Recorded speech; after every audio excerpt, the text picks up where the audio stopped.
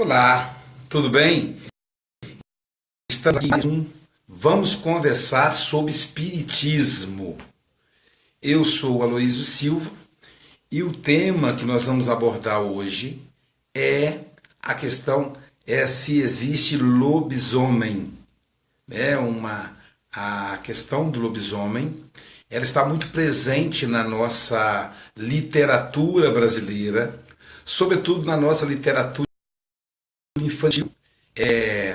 Da mesma forma como existem os contos de fadas dos irmãos Grimm, né? A Branca de Neve, a Gata Borralheira, a Chapeuzinho Vermelho, existe também na literatura brasileira as histórias assustadoras, né? Como a história do lobisomem, que hoje, para as pessoas de hoje, quase não é presente, mas que na nossa infância era muito presente as histórias que contavam,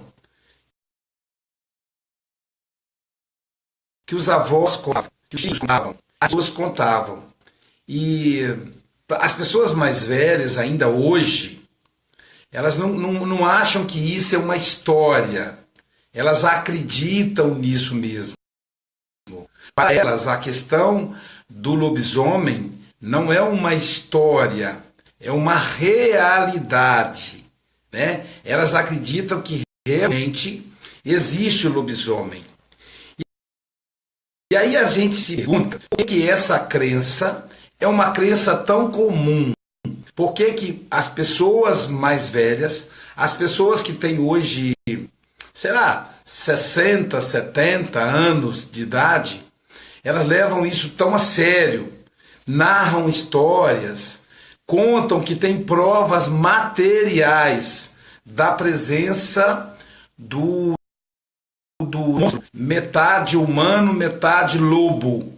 Por isso, lobisomem é como se fosse um monstro, um cão, um lobo que é bípede, que persegue as pessoas.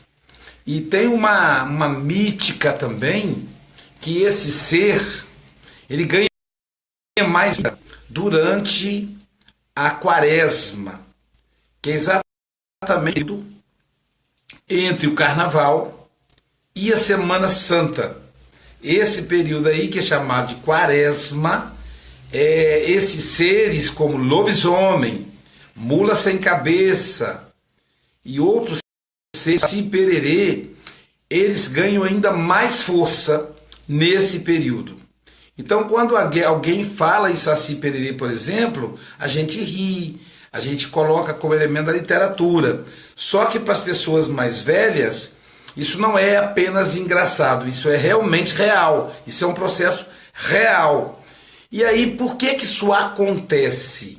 O que é que o espiritismo tem a ver com essa história? O espiritismo acredita em tudo? Não. A doutrina espírita é uma filosofia codificada por Allan Kardec, um grande pesquisador do século XIX. Então é uma filosofia que estuda a relação, que estuda o mundo espiritual e a relação do mundo espiritual com o mundo material e as consequências dessa relação. Isso é o que tange ao espiritismo. Então vamos lá, é uma filosofia que estuda o mundo dos espíritos, o mundo dos mortos e a relação desse mundo com o mundo dos encarnados e as consequências dessa relação.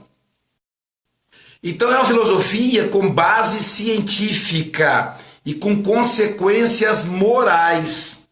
Então os espíritas são estudantes dessa filosofia e que as aplicam no dia a dia.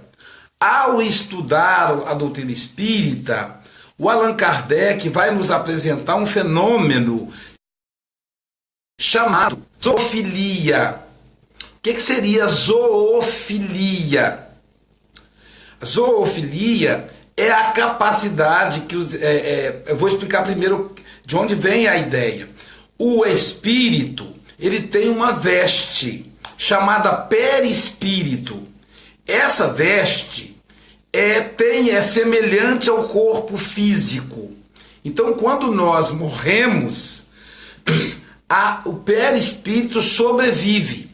Allan Kardec, no Livro dos Espíritos, ele utiliza uma ilustração bem legal. Ele diz o seguinte: imagina uma carruagem, ok? Os cavalos que puxam essa carruagem e o cocheiro que conduz a carruagem.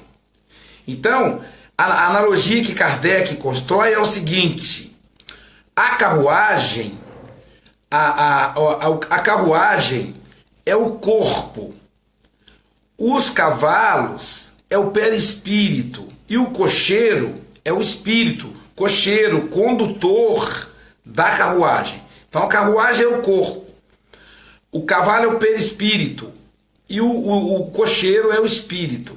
Quando a carruagem dá um defeito, vamos supor, ela quebrou a roda, mas o cocheiro precisa chegar a um destino, o que é que o cocheiro faz? Ele desata o cavalo da carruagem, monta no cavalo e vai embora, e a carruagem fica para trás. A carruagem, então esse seria o processo da morte. A carruagem fica para trás, é o quê? O corpo. O cavalo é o perispírito e o cocheiro é o espírito. Eu achei muito interessante essa analogia para a gente entender o fenômeno da morte. Então, quando nós morremos, muitas vezes não, isso é noticiado em todos os povos, em todas as épocas da humanidade. Pessoas notificam, isso está na Bíblia, isso está em documentário, isso está em livros antigos, isso está em tudo enquanto é documento desde que o homem existe, que pessoas veem mortos, e os mortos que são vistos, eles se parecem com o corpo quando estava vivo. Então, o fenômeno da sobrevivência à vida é um fenômeno dos mais antigos. Nós não estamos aqui discutindo religião, nós aqui estamos discutindo filosofia. Procure na sua família, não tem ninguém na sua família que disse que viu uma assombração, que viu um avô morto, um tio morto, que viu o próprio pai morto. Então, isso que ele vê é o perispírito, é a roupa do espírito. Qual é a característica do perispírito? Tem algumas características. Por exemplo, ele é plasto. O que é plasto? Ele se modifica, ele é moldável aos interesses do espírito. Por isso que nas diversas reencarnações nós temos corpos diferentes. De acordo com a necessidade da próxima encarnação, eu vou moldar um corpo. O espírito vai moldar. Vai moldar primeiro o perispírito.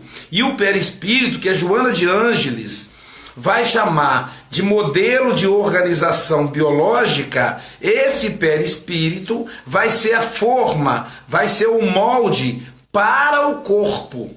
Então, digamos, nessa encarnação, eu tenho 1,74 m, sou negro. Então, eu enquanto espírito entendo que eu preciso ter essa característica para os desafios que eu teria que encarar. Então eu moldo isso. E aí na hora de o espermatozoide do meu pai perfurar o óvulo da minha mãe, eu vou imantar, eu vou atrair para mim, enquanto espírito desencarnado, o espermatozoide que tem as características físicas que eu preciso. Por isso que o espermatozoide que perfura o óvulo, ele não é o mais rápido e nem é o mais forte. Então fica parecendo a loteria. A gente sabe que na justiça de Deus não existe acaso, não existe loteria. Então o perispírito, ele é plasmo, ele é moldável.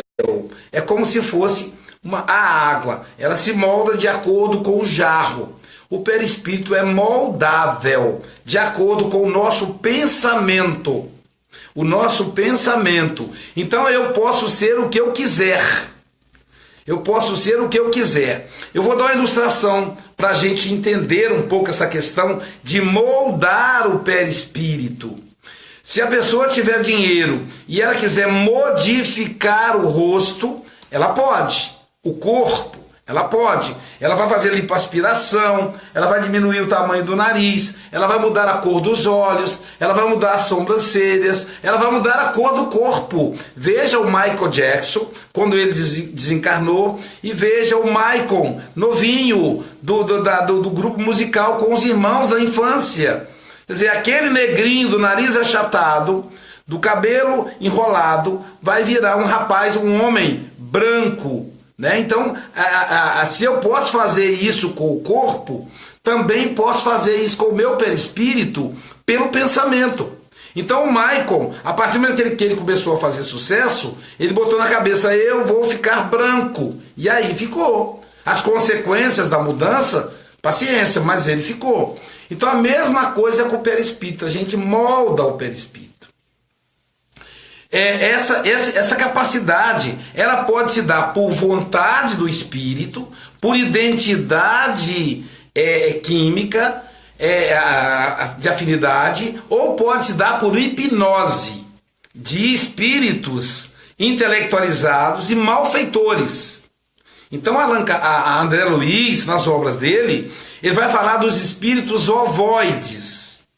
Os espíritos ovoides são muitas vezes, algumas delas, hipnotizados por mentes doentias.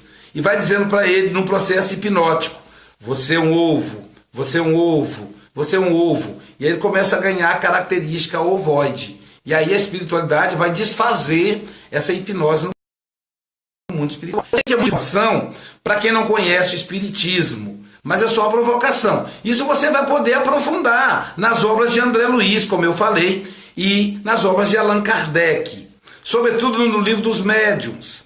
Então, Allan Kardec vai falar da zoantropia e da licantropia. O que seria zoantropia? É quando a pessoa plasma um perispírito em forma de animal. E aí você vai dizer, mas quando eu vejo um animal, não poderia ser um animal? Segundo Allan Kardec, não. Porque os animais reencarnam quase que imediatamente.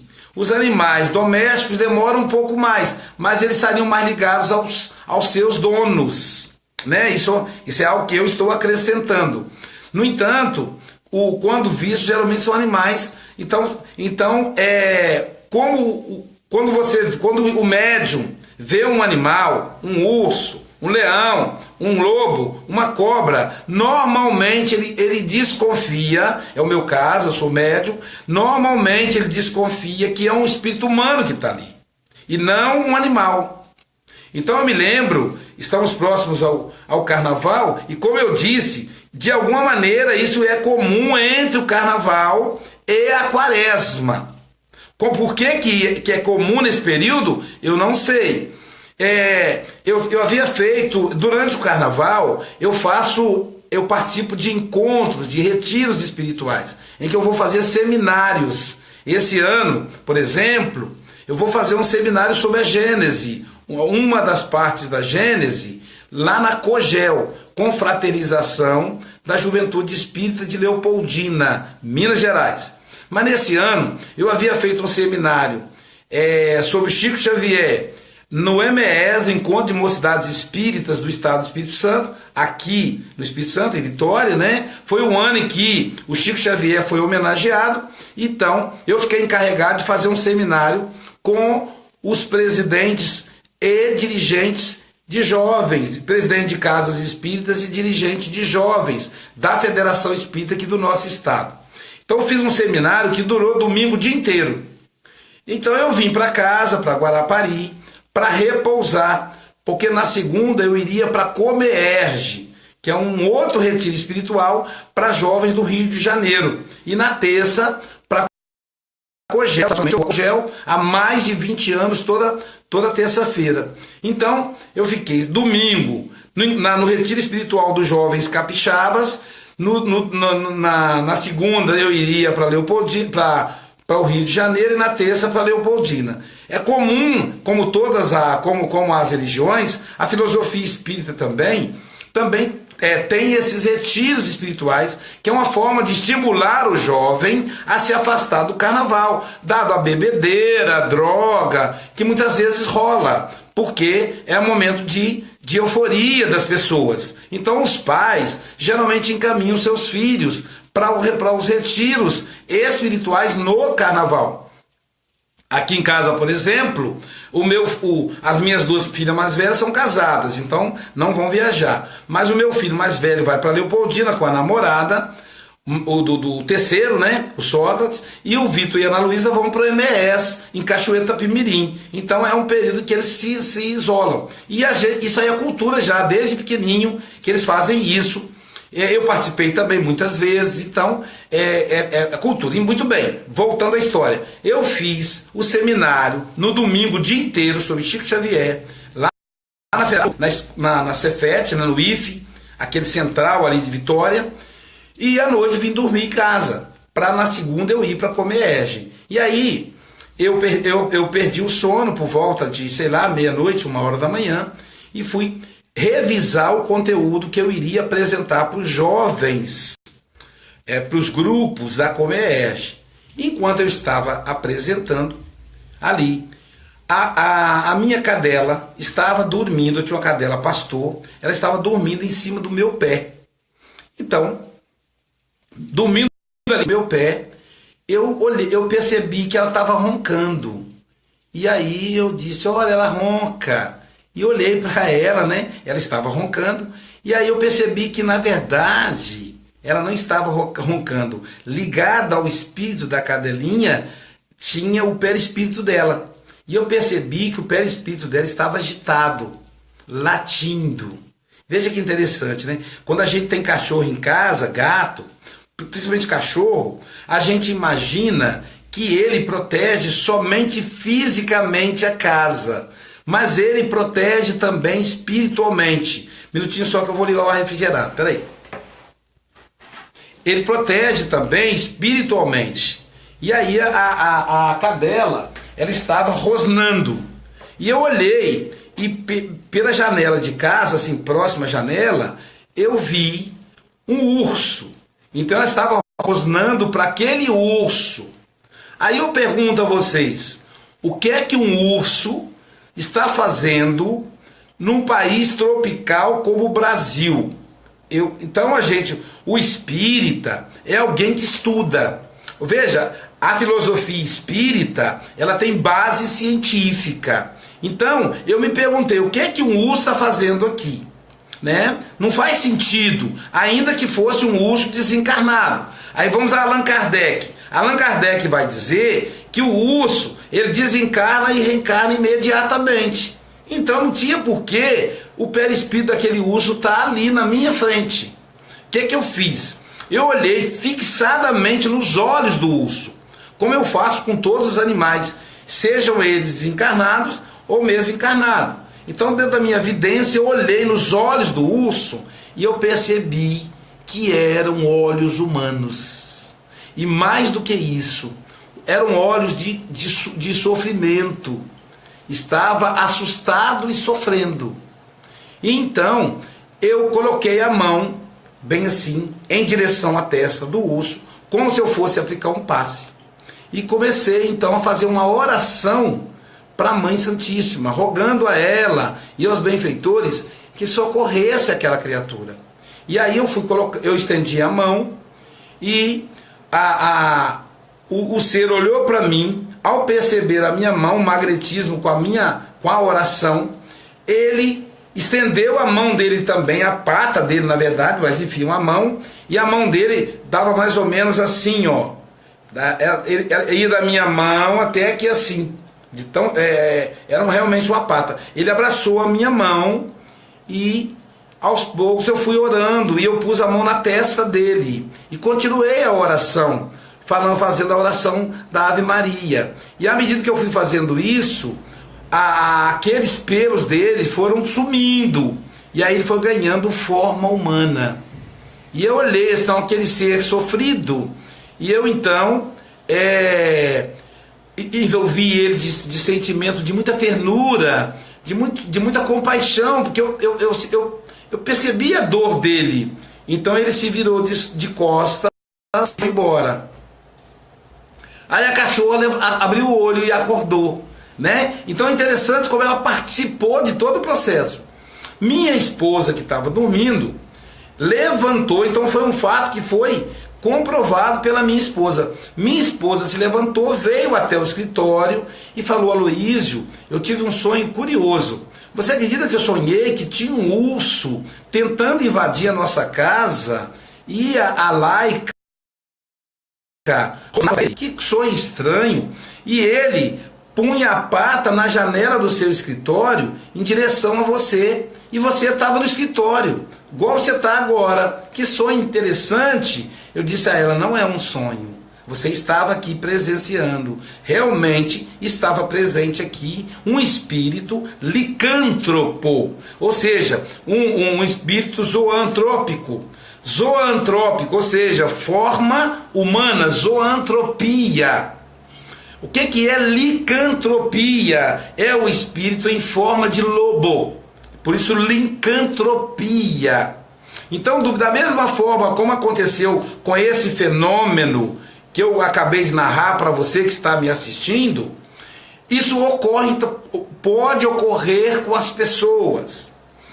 Por exemplo, os cemitérios, eu sempre digo, as pessoas devem evitar ir aos cemitérios. Os cemitérios, eles têm geralmente grupo de espíritos vampiros.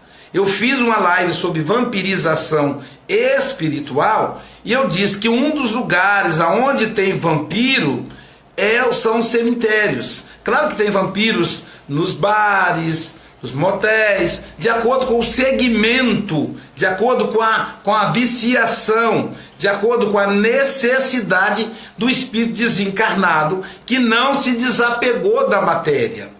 Então esses espíritos, de alguma maneira, eles sabem que as pessoas que serão ali sepultadas, elas trazem um resto de energia animal, né? Um resto de ectoplasma, de energia animal. O ectoplasma também é explicado no livro A Gênese, de Allan Kardec. Então, eles ficam ali, aguardando para sugar a energia de cada funeral, de cada pessoa que vai ser ali sepultada. Como eles andam em bando, eu não sei se por causa da identidade, eles passam a ter aparência de lobo. Então são licântropos, são grupos de lobisomens.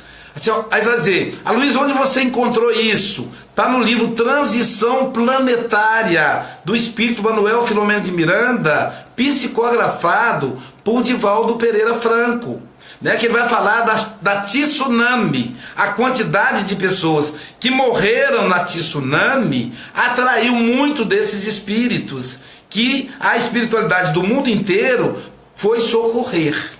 Então são os licântropos. São espíritos lobos que ficam nos cemitérios em busca dessa energia. São espíritos que não se desligaram da matéria. Eles têm sede de ectoplasma humano, de energia humana, de energia animal, do ponto de vista do encarnado. Bom, ficando claro aí, vamos passar agora por que as pessoas viam lobisomem. Algumas das pessoas que viam espíritos em forma de lobos, licântropos, com perispírito licântropo, a licantropia, isso ocorria porque algumas dessas pessoas eram videntes, tinham mediunidade da vidência, podiam ver o espírito, então narravam. Também tem histórias na roça que a pessoa vai montada num cavalo e o cavalo reage, para em determinado momento, levanta as patas da frente e às vezes o passageiro que está montado no cavalo, ele cai, porque o cavalo fica em quase bípede, assustado. Ora, por que isso acontece? Porque os animais, o cavalo, o cachorro, o gato, eles têm a capacidade de ver o mundo espiritual. Assim, então, Aloysio, os animais são médiums? Não, eles não são médiums, porque médium é o que fica no meio. É aquele ser que tem a missão de transmitir a comunicação do mundo espiritual para o mundo material. Então, nesse sentido, são médiums. O animal não é médium porque ele não consegue transmitir, mas ele tem a sensibilidade mediúnica, anímica, ou seja, ele pode ver seres mortos. Então o cavalo, ao ver aquela assombração, ao ver aquele ser em forma de lobo, como o cavalo tem medo de lobo por instinto, ele recua. Então pode ser um fenômeno, pode ocorrer porque o cavalo viu, pode ocorrer porque quem viu é médium vidente. Então, por isso que essas histórias, elas não são de toda maneira inventadas. Elas existem, elas existiam muito no passado. E aí você vai dizer, e hoje, no presente, por que não existe mais? Vocês vão lembrar que existem casos de pessoas que narram que o lobisomem deixava marcas na porta. Ele arranhava a porta e deixava lá a marca das garras dele. E as pessoas diziam, não poderia ser um lobo, porque um lobo não conseguiria arranhar uma porta de 2 metros de altura. Então, atribuíam isso ao lobisomem. Alguns viam ele arranhar a porta, tentando entrar. E é sempre noite de lua cheia, não sei o que, diz a mitologia. E essa história, gente, ela não é uma história brasileira. Ela existe no mundo todo. É um conto que existe no mundo todo. Ou todo mundo inventou ao mesmo tempo, numa época que não existia meio de comunicação como existe hoje. Dá para a gente imaginar que quem morava na África nem sabia da existência da Europa, que quem morava na Europa nem passava pela cabeça existia a América. Se isso, quem morava na Ásia não sabia da África, se havia essa separação, por que a história é comum em todos os povos? Ou ela existiu, ou existiu um delírio coletivo. E aí a psicanálise vai nos dizer que não existe delírio coletivo. Então, esses registros estão em todo o mundo. Aí você vai perguntar, então, Aloysio, se é evidência, como é que esse ser, e se ele é espiritual, como é que ele deixa a marca na porta? Estudando o livro dos médiuns, Allan Kardec vai apresentar 2 tipos de mediunidade. A mediunidade de efeito inteligente, quais são? A psicografia, que é você escrever cartas, livros.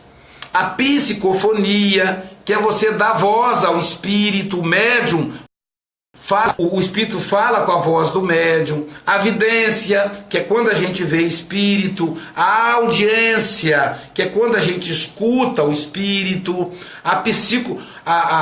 O psicopaladar, que é quando a gente sente gosto de coisa do mundo espiritual. O psicoolfato, que é quando a gente sente cheiro de flores, de defunto, de carne podre, depende do nível do espírito. O Allan Kardec vai chamar essas mediunidades de mediunidade de efeito inteligente. E aí ele vai classificar em 2. A primeira é de efeito inteligente e a segunda é de efeitos físicos. Quais são as mediunidades de efeitos físicos? Vou dar um exemplo. Voz direta.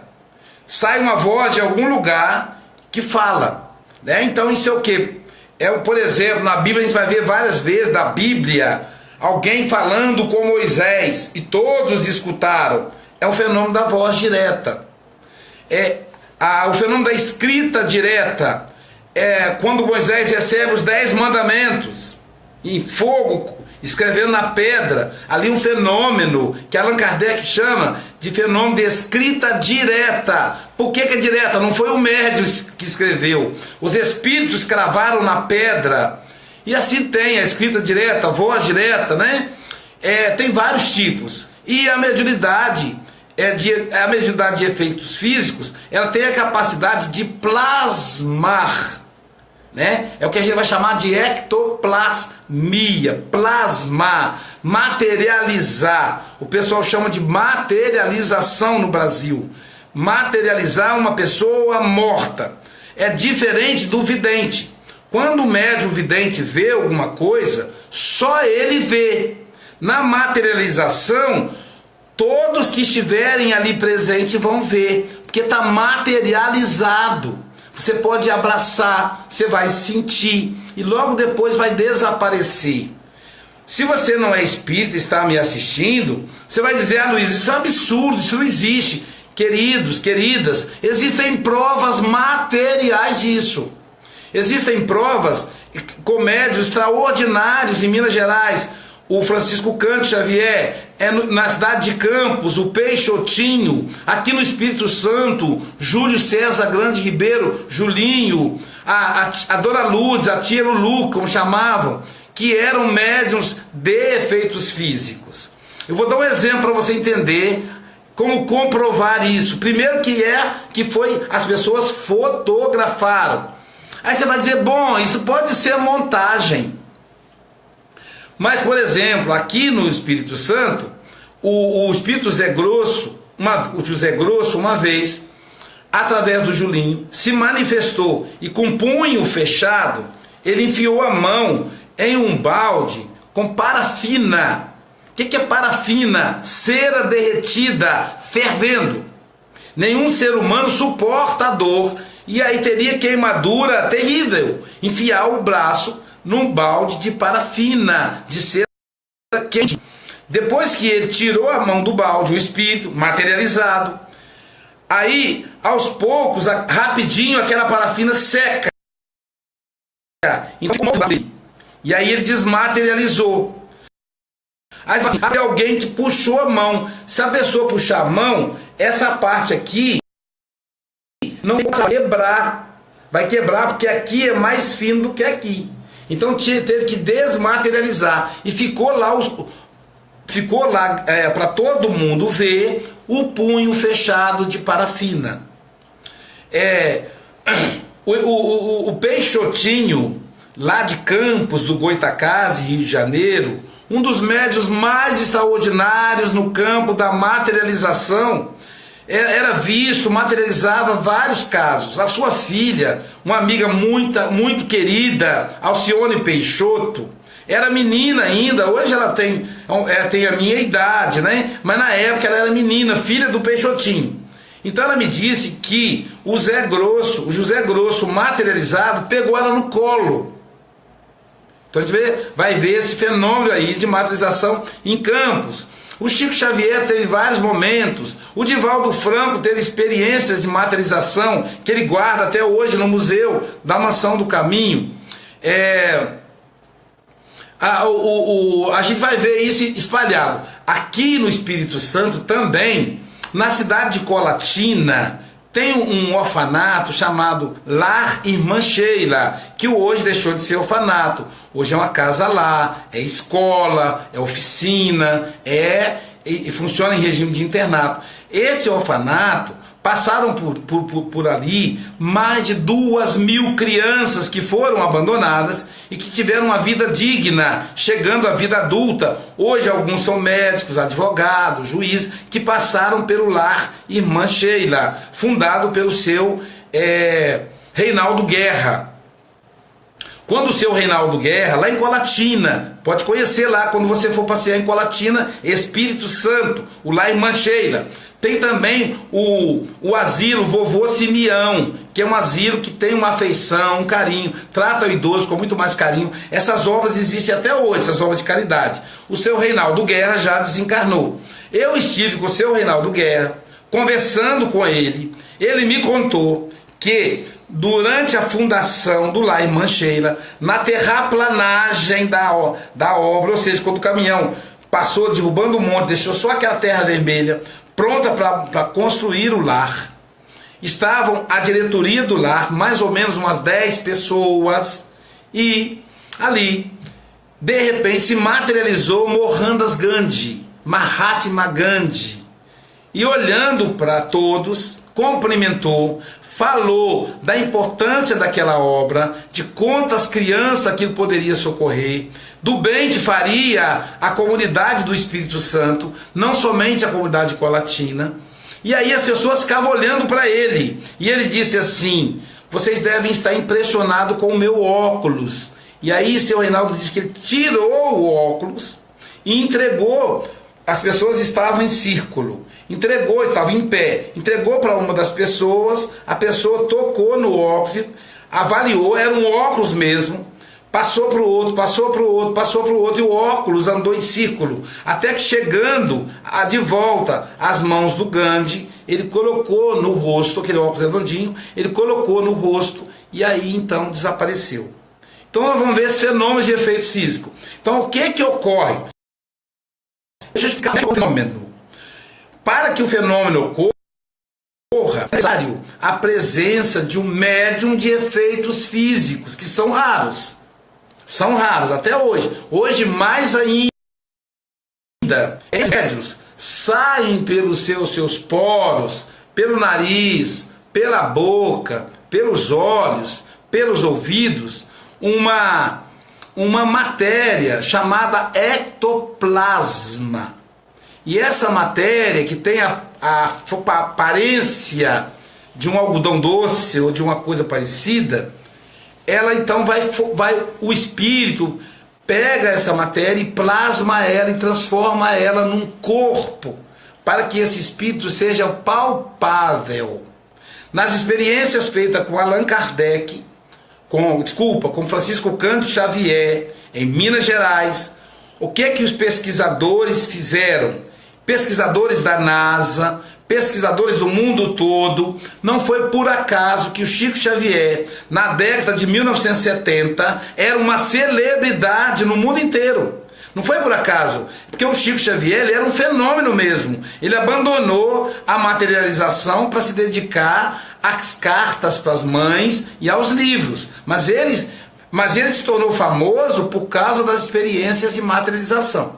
Então, o ectoplasma que sai dos poros do Chico vai formando o corpo. O que os pesquisadores faziam? Eles pesavam o Chico antes. Digamos, o Chico Xavier tinha 70 quilos. Quando o Chico estava materializado, eles pegavam o espírito materializado e pesavam. E aí esse espírito tinha 4 quilos. Eles então pesavam o Chico. E aí o Chico tinha 66 quilos. O que demonstra que parte do Chico Xavier estava formando aquela matéria que se tornou densa, que se tornou palpável. E aí você pode abraçar, pode apertar a mão. Só que é um tempo, Kardec fala que é um tempo factício. Isso está no Livro dos Médiuns. É uma vida factícia, não é fictícia, que seria falso. Factícia, ou seja, ela existe naquele facto, naquele momento, e depois então simplesmente desaparece.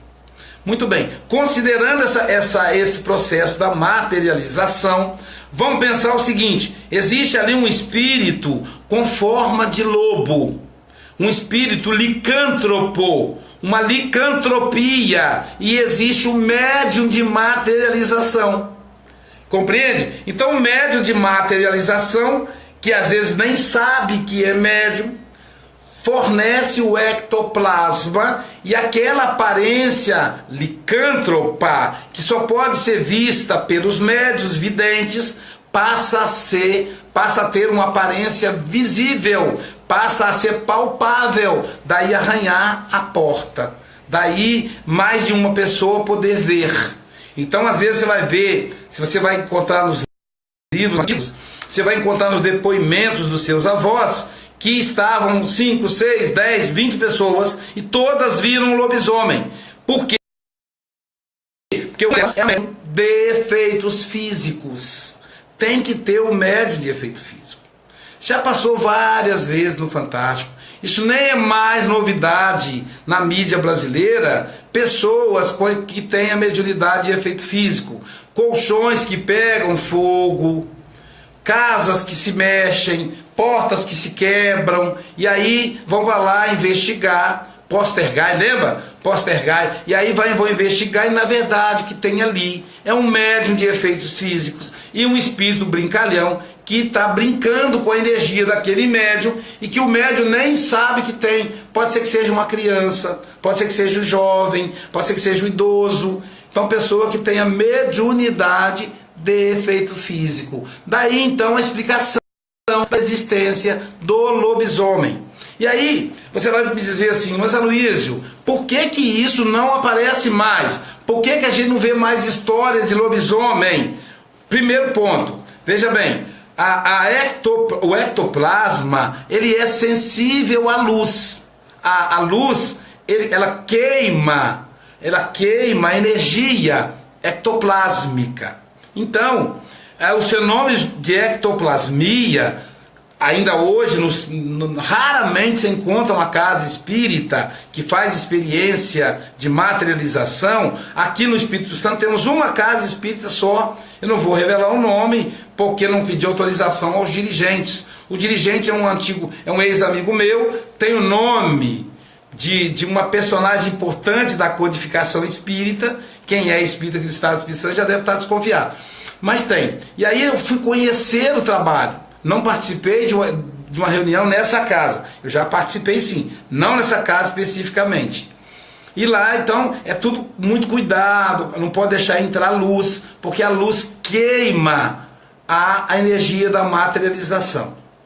Aí, se a gente lembrar que no século XIX, que no início do século XX, não havia iluminação pública, e quando havia iluminação pública, essa iluminação era movida a azeite, a querosene, portanto muito fraca.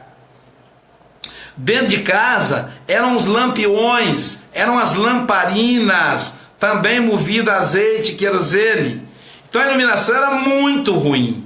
E isso então fazia com que o fenômeno pudesse dar com mais facilidade. Por que que o fenômeno se dava mais na roça? Porque na roça, mesmo com a invenção da luz elétrica, no passado não havia luz elétrica na roça. Então o fenômeno então, no interior ficava mais fácil dele ocorrer. Agora na cidade, a Praia do Morro em Guarapari, à noite, tem a mesma iluminação durante o dia. As lâmpadas são tão sofisticadas que você pode tomar banho na Praia do Morro, em Copacabana, no Rio de Janeiro. Por quê? Tamanha luminosidade. Então essa luz, ela queima o ectoplasma. Então não permite a realização do fenômeno. No entanto, os grupos que pesquisam a mediunidade de efeitos físicos, e só pode ser feito com essa função, eles tomam todo o cuidado para não ter nenhuma luminosidade, nada presente. Eu participei de um fenômeno de materialização com o médium Lívio Barbosa, que é um médium muito conhecido na mídia brasileira. O Lívio, então, eu participei, e aí eu fui, essa reunião, estavam presentes mais de 100 pessoas, são pessoas que foram convidadas, dirigentes de centros espíritas, para o fenômeno. Isso ocorreu em Vila Velha, aqui no Espírito Santo. O Lívio, a família dele é daqui, embora ele resida no Rio de Janeiro. Então foi convidado, e eu fui uma das pessoas convidadas. E eu estava na parte final do salão, imenso, e o Lívio na outra ponta. Entre eu e o médium havia uma diferença de mais ou menos uns 20 metros. E o médium foi amarrado na cadeira. É um mecanismo que eles usam para comprovar o fenômeno. E lá onde eu estava, eu ouvi a voz do José Grosso, mas eu ouvi como se ele estivesse perto de mim. E aí, ao mesmo tempo, daqui a pouco, a voz do José Grosso e a voz do Palminha, irmão dele. E eles dialogavam. E você sabe que quando ocorre o diálogo, há um momento em que as duas vozes se misturam. Elas só parecem, um não acabou de falar ainda e o outro já está falando. E isso eu presenciei. E não foi só eu. Todos que estavam presentes presenciaram isso. É um fenômeno da voz direta.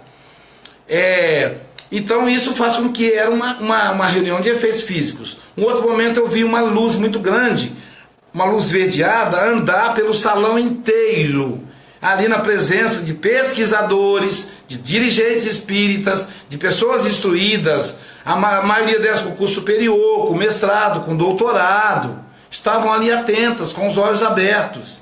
Então isso é a mediunidade de efeitos físicos. Aí você vai me dizer, caramba, Luiz, isso é muita fantasia. Não, meu querido, minha querida, não é fantasia.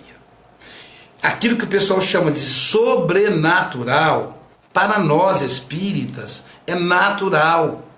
O Allan Kardec, no início do livro dos médiuns, ele fala do natural ao sobrenatural, né?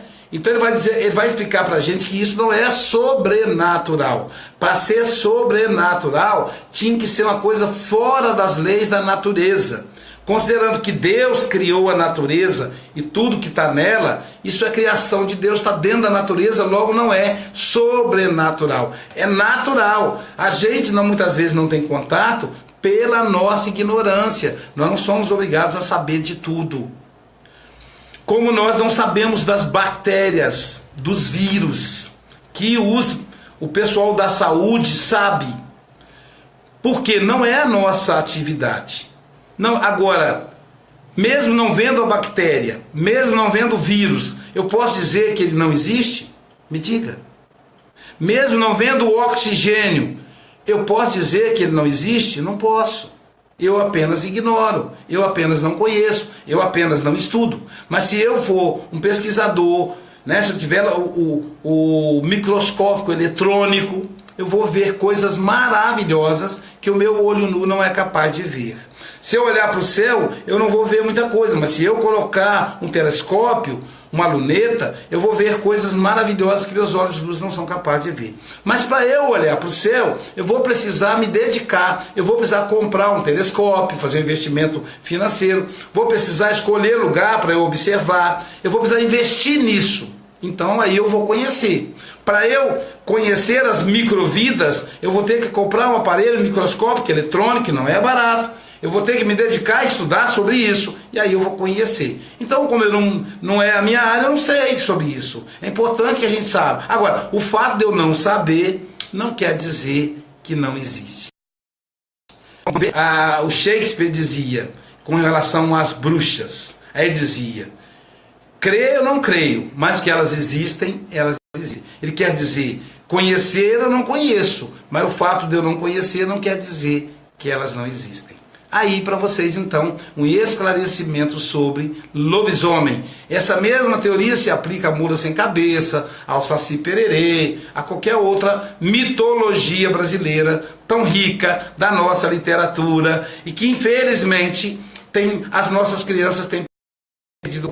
Né? Então, muito obrigado a você aí pela presença em mais esse Vamos Conversar sobre Espiritismo. Estamos abertos a sugestões, estamos abertos a pergunta. Eu quero agradecer de público aqui ao Clube Letra Espírita. Então, se você quer ser assinante da Letra Espírita, você pode então receber um livro espírita por mês, fazendo a assinatura Letra Espírita. Só você jogar no Google, você pode entrar também aí no Facebook e fazer a sua assinatura e receber um livro espírita, conhecer essas maravilhas. Eu digo sempre a você, se você não é espírita, comece com a obra de Kardec, lendo Allan Kardec, o Livro dos Espíritos, o Livro dos Médiuns, o Evangelho, o Céu e o Inferno e a Gênese. Leia as obras de André Luiz, que é psicografada por Chico Xavier, que são obras lúcidas, garantidas pelo movimento espírita. Leia as obras do Divaldo Franco, Manuel Filomeno de Miranda, Joana de Ângeles, ok? Tenham todos uma boa noite. Quem quiser puder ficar, aí participar, eu agora vou ver se tem alguma pergunta, que aí respondemos ao vivo, ok? Então vamos ver aqui se tem perguntas. Eu sei que a audiência aí tá grande, então é muita gente, não vai dar para eu ler todo mundo. Eu vou ler apenas assim, vou citar algumas pessoas, né? como por exemplo a Rosa Maria, a Parceli Vaz, a minha querida Isabel Martins lá de Portugal, que nos acompanha sempre, né? Eu devo estar em Portugal na primeira quinzena de outubro, lançando meu livro Por Entre as Dores, no português de Portugal. O meu querido amigo Bruno Santana, um abraço aí para Rosângela Daniel, que é a mãe dele, minha grande amiga. A Ana Batista, também de Portugal, amigo muito interessante. Temos aí o Cláudio Paiva, um amigo aqui de Guarapari, a Patrícia Barragão, Paulo Afonso Moreira Carvalho, né, Paulo Carvalho, o Júlio Vidal. Júlio Vidal é compositor, faz um trabalho fantástico no campo da música para evangelização. Desculpem, gente, eu considero o Júlio Vidal o maior, o melhor compositor e músico para evangelização.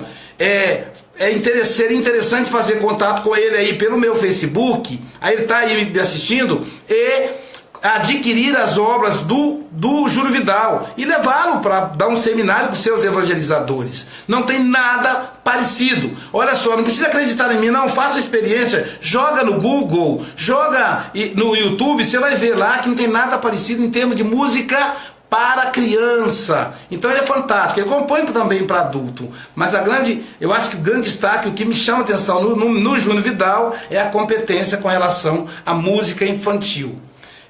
O Ademir Amorim, né?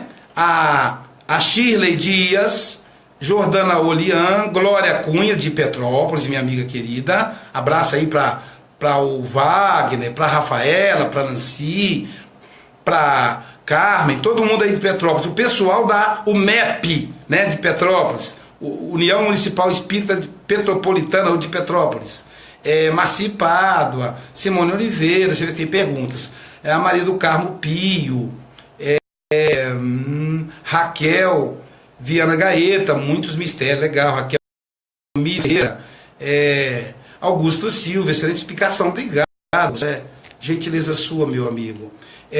Ivanise Dionísio, o meu amigo Michael Menezes, lá de Caruaru, dizendo: aprendendo muito com você, mestre. Michael Menezes é uma pessoa fantástica, faz um trabalho fantástico no campo do visagismo, no campo da estética. Ele trabalha com vários aspectos da estética. Estamos combinados de dar um curso de visagismo juntos, né? Eu vou falar a parte psicológica, porque sou psicanalista. Visagismo é o estudo da face, é a harmonia da face com a personalidade do indivíduo. A pessoa fazer sobrancelha, cortar cabelo e tal, e harmonizar. Isso aí é o Michael Menezes que faz isso. Deixa eu ver quem mais que está presente aqui, né? Eu faço questão de dizer: a Anicésia Romagnol, um abraço aí para minha prima querida, Lucimar Parapoti, minha amiga querida de Vila Velha, Flavinha Siqueira, Luciano Barbosa. Não vai dar para ler todo mundo, gente.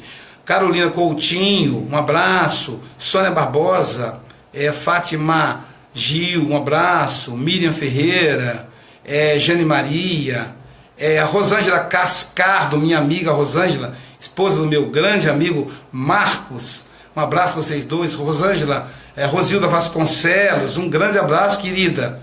Obrigado aí pelo carinho, Rosilda. Você tem mandado mensagem para mim. Rodrigues Melo, um abraço. Deyer, excelente explicação. Obrigado, Dei. Luciano Lopes, enfim, Cristiane Freitas, Wagner Carvalho, Neuza Braga, oi. Isso mesmo. A Rosilda dizendo, né, ela é de Caruaru, Rosilda de Caruaru, Pernambuco. Márcia Arena, Carmen Ferreira.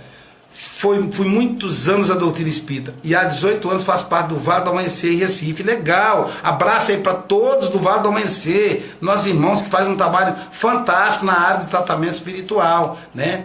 Legal, vamos lá, quem mais?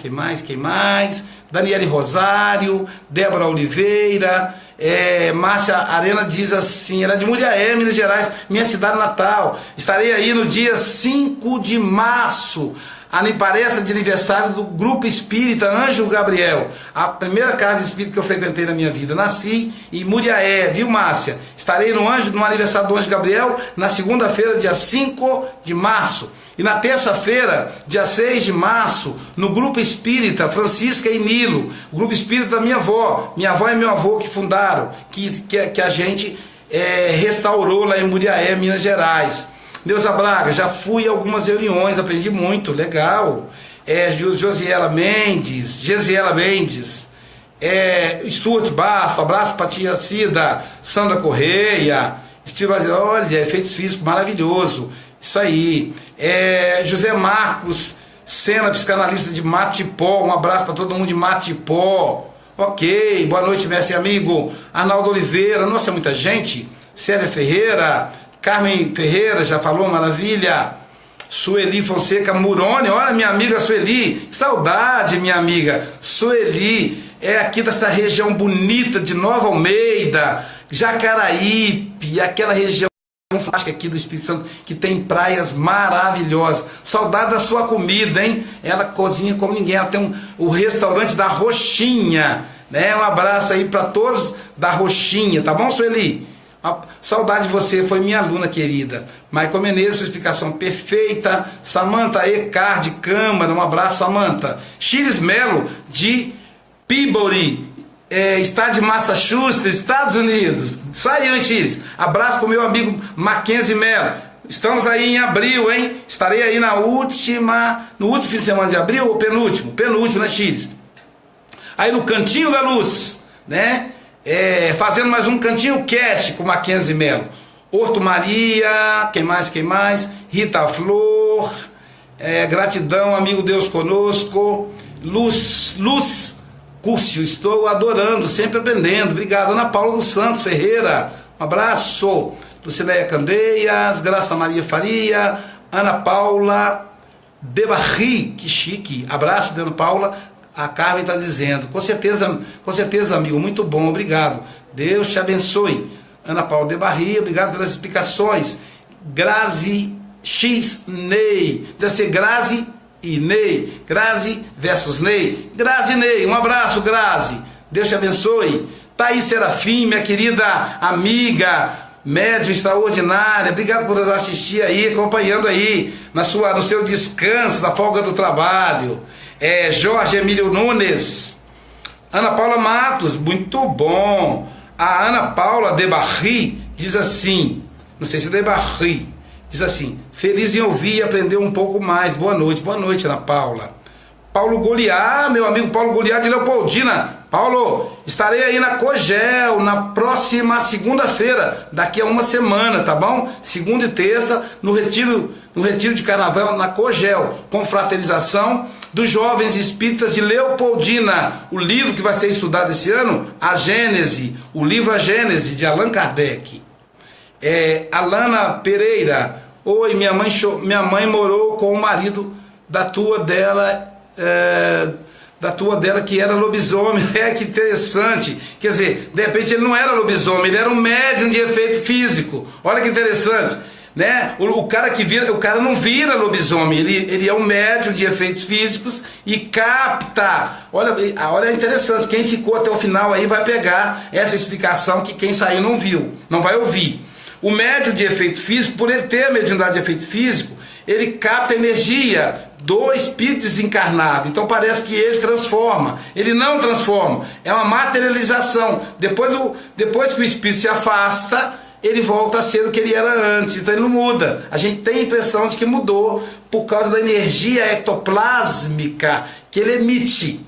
Então é isso que acontece. Aí depois ele volta ao normal, né? O que contam dos lobisomens, né? Então vamos lá, quem mais? Por que lua cheia? Interessante, né? Por que lobisomem aparece só na lua cheia? Vamos raciocinar, pessoal? Espiritismo é ciência, é filosofia com ciência, com comprovação científica. Por que o lobisomem aparece na lua cheia?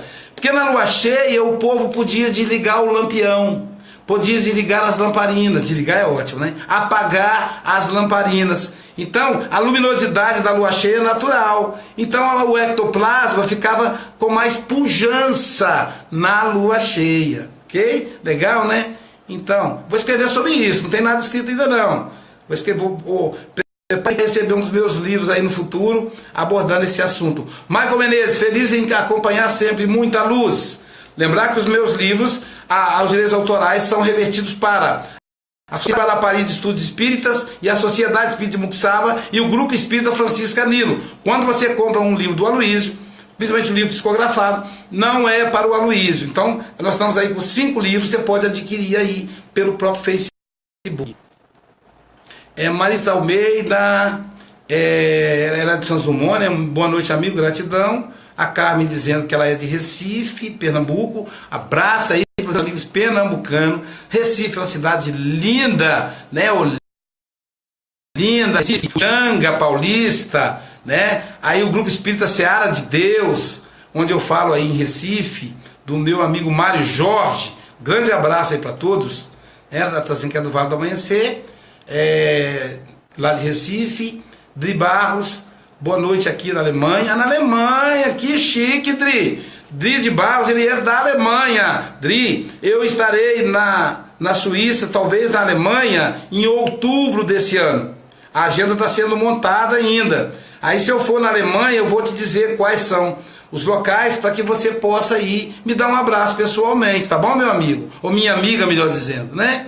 Tá, Dri? Então, ó, um abraço aí. É porque sua fotinha parece pequenininha para mim. Mas aí eu tô vendo assim, mesmo com o meu olho míope, que é uma mulher. Se não for, me desculpe, depois eu vou olhar com detalhe. Mas aí poderá me dar um abraço pessoalmente, porque eu vou falar provavelmente no Grupo Espírita Maria Magdala, em Zurique, na Suíça, e o meu amigo Ares deve agendar alguma coisa aí na Alemanha, tá bom?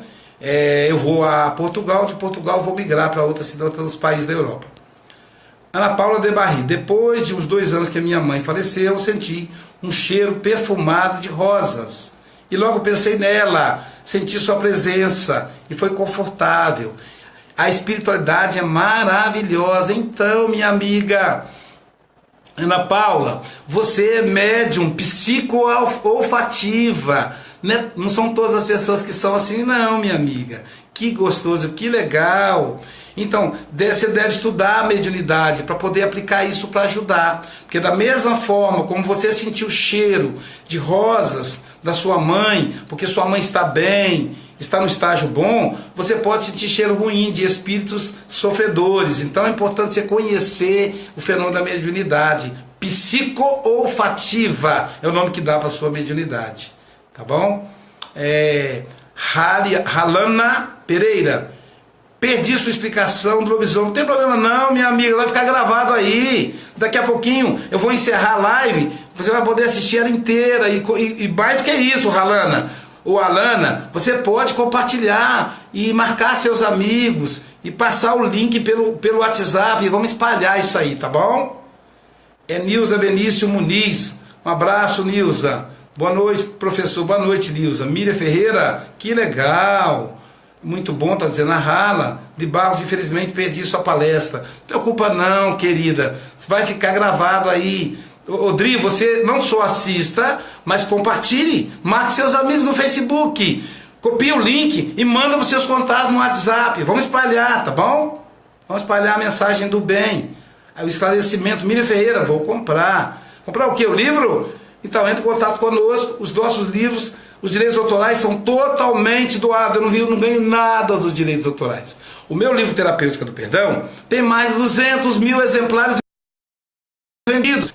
200 mil. Se eu ganhasse R$3 por livro, eu teria 600 mil no bolso. Pergunta para mim, quanto você tem, Luiz, do livro? Nada. É doado.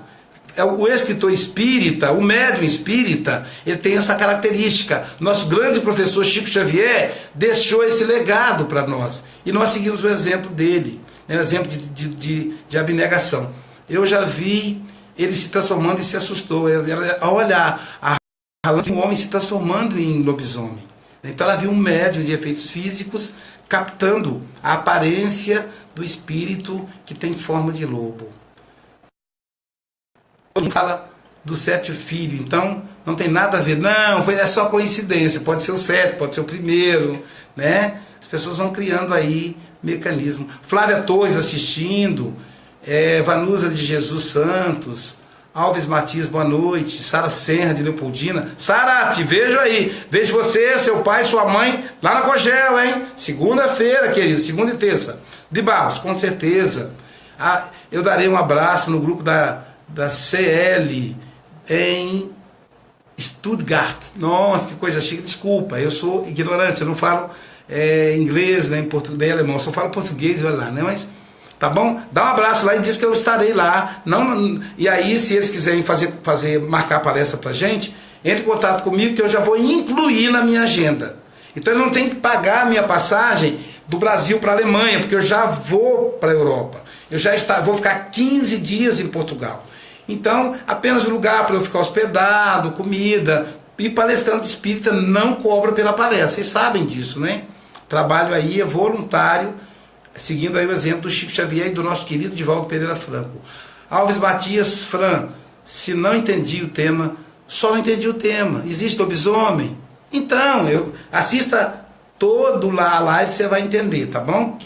Tá bom, Alves? Tá bom? Você vai poder ver. Miriam Ferreira, sim. Já respondeu, ó, legal. Larissa Costa, Odete Souza. Como se explica quando se vê pela mente? Então, você é médium, você tem intuição. A sua mediunidade é de intuição, a sua visão é mental, né? Então, isso não é mediunidade de efeitos físicos, é só você quem vê. Estuda o livro dos médios, tá bom? Leia primeiro o livro dos espíritos, depois o livro dos médios. Procure um grupo espírita mais perto de você.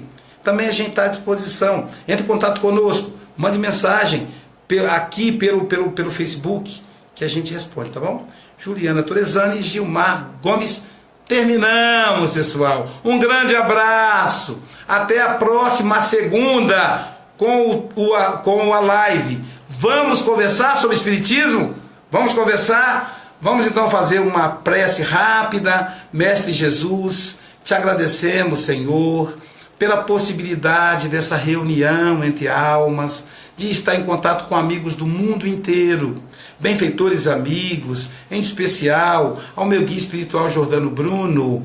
Obrigado pela inspiração, por trazer a lucidez dos estudos e por me inspirar a conversar, a esclarecer. A doutrina espírita é consolação, é uma filosofia que consola, que esclarece, e muito obrigado por me fazer intermediário desse esclarecimento. Muita luz, muita paz a todos.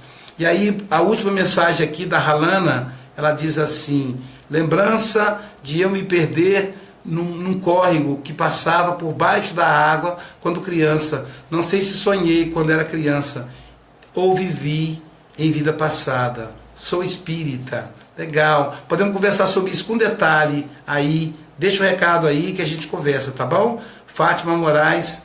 Lobisomem? Isso aí, querida. Veja toda a live. Vou encerrar agora. Fiquem com Deus. Muita paz, muita luz. Vou encerrar com a frase da Joana de Ângeles. O maior mal não é o mal que te fazem, é o mal que você faz aos outros. O mal que te faz mal, repetindo, o mal que te faz mal é o mal que os outros te fazem, mas é o mal que você faz aos outros. O bem que te faz bem não é o bem que os outros te fazem, mas é o bem que você faz aos outros. Muita luz, muita paz. Até segunda!